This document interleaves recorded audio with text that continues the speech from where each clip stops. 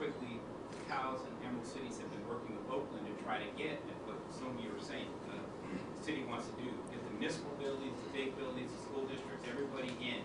All in. One of the problems is those players are used to actually having money on the table. So when we said, let's give us all the projects, you know, besides the streetlights, what else would you do if you had the financing? They can only think in terms of, well, what's the size of the grant that you have? Yeah. But let's say we could convince them to do this.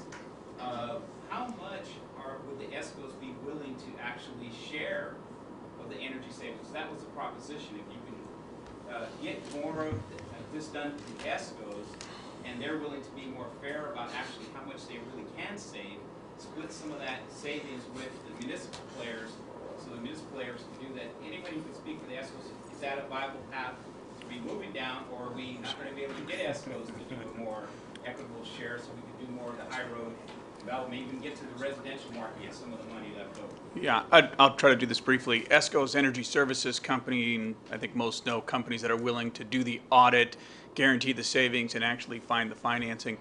Anyways, in short, I think that most ESCOs, and we can talk offline, most ESCOs typically don't share in the savings. They'll actually leave 100% of the savings to repay loans.